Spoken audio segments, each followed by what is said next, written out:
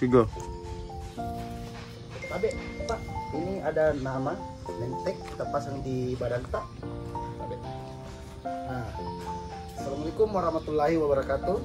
Waalaikumsalam warahmatullahi wabarakatuh. Ya, hari ini saya Muhammad Akbar Adrian, pendamping di Kecamatan Giring Bulu, ingin membahas tentang apa itu lansia.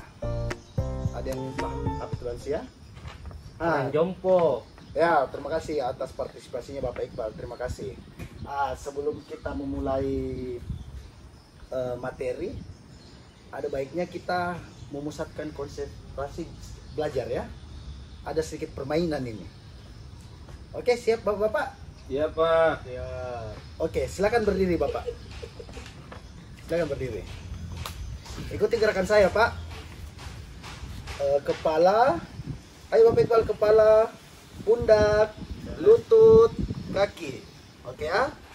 Kepala. Ayo bersamaan bilang. Kepala, pundak, lutut, kaki. Semakin cepat ya Pak. Kepala, pundak, lutut, kaki. Ayo semakin cepat Pak. Cepat. Semakin cepat. Kepala. Iya, terima kasih atas partisipasinya. Silakan duduk. Terima kasih Bapak-bapak sekalian. Ayo Pak. Di sini sebelum kita memulai materi, saya akan menjelaskan apa itu yang dimaksud lansia. Menurut Organisasi Kesehatan Dunia, World Health Organization atau disingkat WHO, batasan terhadap lanjut usia dalam 4 golongan, yaitu usia pertengahan antara 45 sampai 59 tahun, lansia 60 sampai 74 tahun, lanjut usia 70 sampai 90 tahun, lansia sangat tua di atas 90 tahun. Dan sedangkan menurut Undang-Undang Nomor 13 Tahun 1998, ketentuan umum pasal pertama yaitu ayat 1, lanjut usia adalah seseorang yang telah mencapai usia di atas 60 tahun.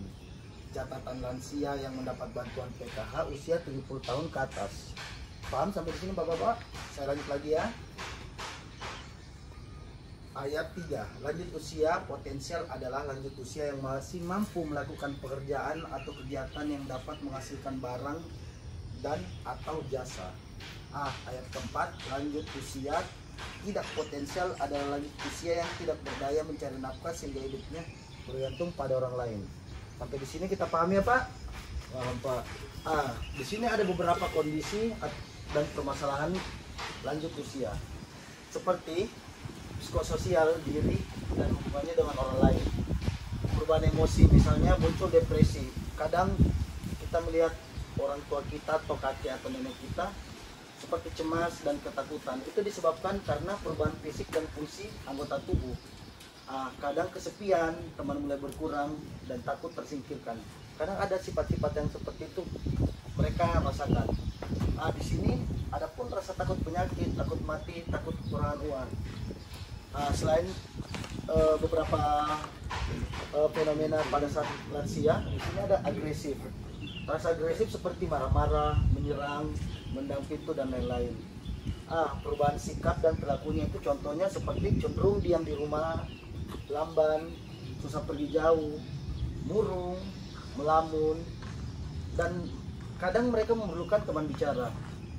Berorientasi pada masa lampau, hubungan dengan tetangganya kurang baik. Di sini kondisi dan permasalahannya. Bapak silakan diminum dulu Pak. Silakan Pak. Bapak silakan. Kondisi permasalahan lanjut usia. Yang ketiga itu ada spiritual atau rohani. Jarang beribadah, menjadi tidak sabar, kurang bersyukur atau berpikir negatif. Kadang juga tidak tabah dalam menerima kondisi penuhannya karena menua, karena harus memakai alat bantu. Kurang mau berbagi dengan orang lain, selalu menunjukkan super powernya dan menganggap diri selalu benar. Di sini ada pun masalah fisik yang dialami lanjut usia, yaitu perubahan fisik organ tubuh yang menyebabkan terjadinya perubahan suhu tubuh, menyebabkan kulit kering atau keriput, gangguan gerakan, gangguan panca indera seperti mata kurang bagus lagi, gangguan penciuman, pendengaran dan pengecap, gangguan saluran kencing sudah tak terkontrol lagi, muncul penyakit pikun, stroke, darah tinggi, radang sendi dan lain-lain. Sampai di sini paham ya Pak?